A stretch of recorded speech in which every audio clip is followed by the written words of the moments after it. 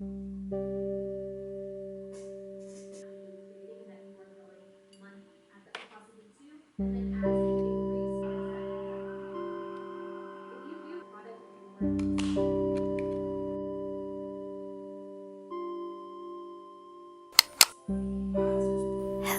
my beautiful flower friends. I hope you have been well. In this video, I'll be sharing with you my process of making pressed flower bookmarks. I love to read and I love flowers, and so this is the perfect combination of both. This is going to be a slower paced video, so for those who like a more succinct tutorial, I will be making those in shorts, so you'll be able to choose the pace in which you watch. I hope you enjoy the video. I've experimented with using various flowers for these bookmarks, and I've found that hydrangeas work the best since they are the thinnest flowers, and so they won't warp the lamination. So I'm just starting out with pressing my hydrangeas. I went to a florist shop for the first time ever and bought these beautiful blue hydrangeas.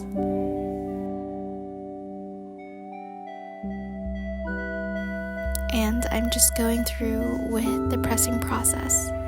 I did this one a bit differently, and I have learned a lesson that I have been preaching in my pressing flower tutorials for a while. Since we just moved, I didn't have any scrap paper, and when I press with this cotton cloth, I like to have the flowers touching paper instead of the cloth directly, and that's because if the cloth is wrinkled, which it absolutely is, while I was pressing these hydrangeas, those wrinkles will transfer on to the flowers. But I think that's a happy accident because that's something that I can actually explore later on, like maybe if I wanted to intentionally press a pattern onto flowers, like lace. But if that's something that you don't want in your flowers, please always sandwich your flowers in a nice absorbent piece of paper. Thankfully, I did press some in the book as well, and these turned out beautifully. I have moved away from pressing flowers in a press since they are just cumbersome to move with. And in pressing flowers in a book, I have created a pressed flower guide for you to use with that process. So I will link that for you if you're new to pressing flowers and would like that guide to kind of keep yourself organized. With hydrangeas specifically, I find that the center of each flower sticks to the paper, so I like to use this laminated letter card that I have from my teaching English days to just gently go under each petal, and so I can lift the flower without breaking away any of the petals and get it unstuck from that paper.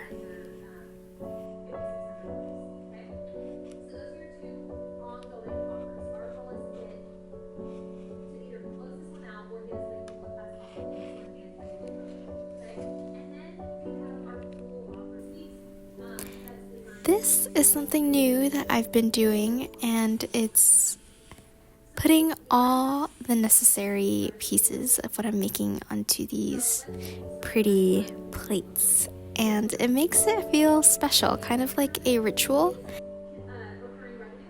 And it helps me a lot because what I would do before this is just have the flowers in each of its Tupperware, but I would be sorting through a lot of flowers and it would be a bit unorganized.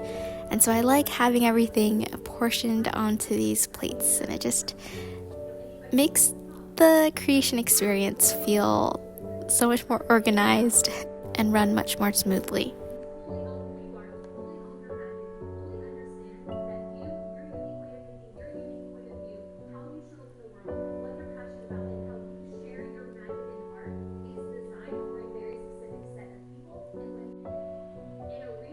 For my pressed flower bookmarks, I have found the winning combination to be hydrangeas, eucalyptus leaves. These are specifically from the eucalyptus type Ginny, and of course, flakes, metallic flakes.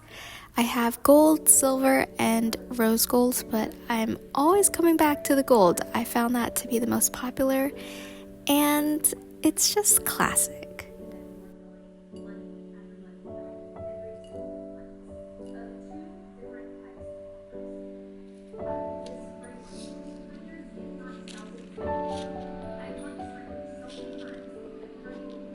I like to arrange my elements on these lamination strips, which I have pre-cut for my bookmarks, in sort of a cascading style. And I like to keep all my elements away from the edge. I find that if anything is on the edge, it compromises the integrity of the lamination and it makes it warpy.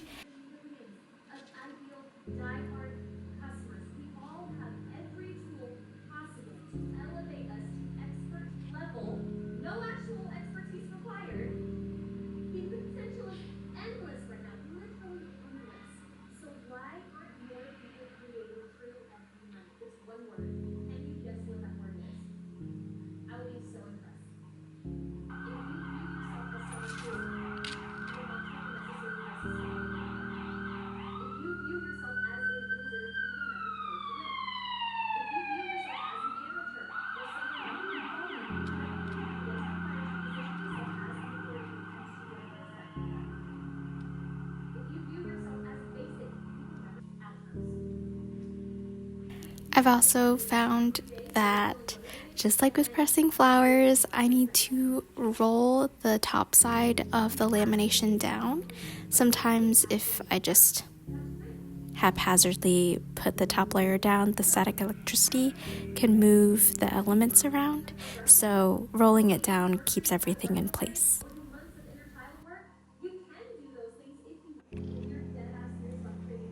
Then I just run it through the lamination machine, which I actually found at a thrift store for $8. I like to embellish my bookmarks with ribbon. These blue ribbons are actually from a shirt, a blouse that I found at the thrift store for just a few dollars, and I cut them to be little strips, and I just love the color so much. I couldn't find a ribbon at the thrift store in this color, but I found a shirt in the color I was looking for, so I just had to get a little extra creative. If you do create your own pressed flower bookmarks, please let me know.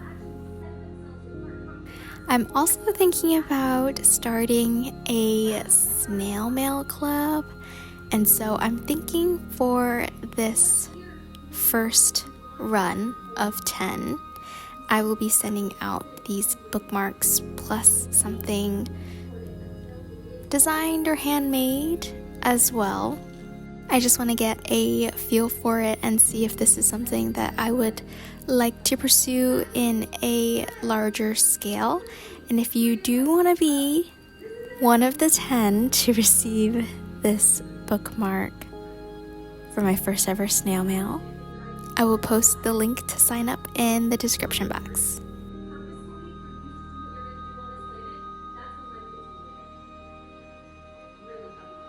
And this is the final bookmark. Combines my love of flower and my love for reading, and these turned out so beautifully. As always, thanks for watching. Happy creating, happy pressing. Bye!